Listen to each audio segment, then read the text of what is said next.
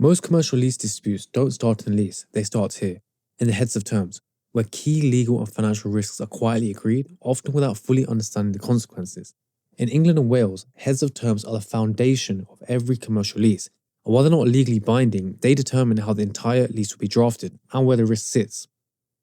Heads of terms, also called a memorandum of understanding, set out a core commercial agreement between landlord and tenant before the solicitors begin drafting the lease. They are typically marked subject to contract, meaning they're not intended to be legally binding. But in practice, they act as the blueprint, and once agreed, solicitors rarely deviate from them without resistance from the other side. So if something is unclear, missing, or loosely drafted here, it will almost always carry through into the lease. So let's break down the key provisions and what they actually mean. Number 1, rent. This is the annual amount payable by the tenant.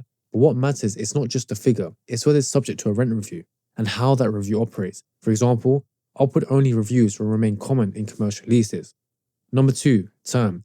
This is the length of the lease. A longer term increases security for the tenant, but also increases long-term liability, particularly for rents and repair obligations.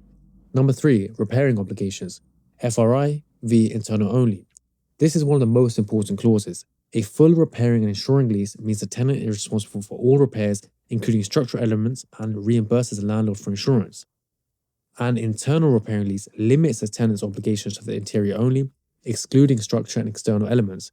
The difference between these can be financially significant.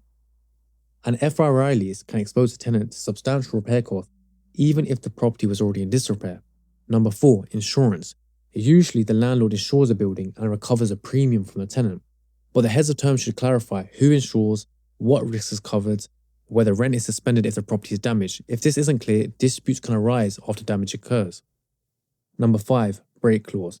This allows one or both parties to terminate the lease early, but what matters are the conditions attached. For example, payment of all rent, compliance with covenants, and giving vacant possession. Courts interpret these strictly, so vague heads of terms often lead to restrictive lease drafting. Number 6, alienation, assignment, and subletting. This determines whether the tenant can transfer the lease. Usually landlord consent is required, but the key issue is whether consent can be unreasonably withheld. If this isn't properly addressed, tenants may struggle to exit the lease. Number 7, license for alterations. This deals with whether the tenant can make changes to the property. Typically, structural alterations require landlord's consent, but the heads of terms should clarify what types of alterations are permitted and whether consent can be withheld. Otherwise, tenants may face restrictions on how they use the property. Number 8, service charge.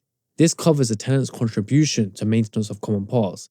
The key issue is scope. If not limited, tenants can be required to contribute to a wide-ranging and sometimes unexpected costs. So let's look at an example. Imagine a tenant takes on a lease of a retail unit. The heads of terms state 10-year term, £60,000 annual rents, full repairing lease, and a tenant break at year 5. At first glance, this looks quite standard, but the lease later requires the tenant to repair the entire structure, including the roof, pay all insurance costs, comply with strict break conditions, including full repair and vacant possession. 5 years in, the tenant wants to exit, but the roof requires £40,000 worth of repairs. Because of an FRA obligation and the break conditions, they cannot validly exercise their breaks unless the repairs are completed. The result, they are effectively locked into a lease or forced to pay significant sums just to exit.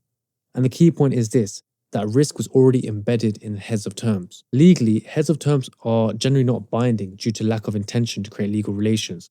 However, certain provisions such as confidentiality or exclusivity can be binding if clearly drafted. I hope you enjoyed this video, and I will be grateful if you can please like and subscribe and comment. Thank you.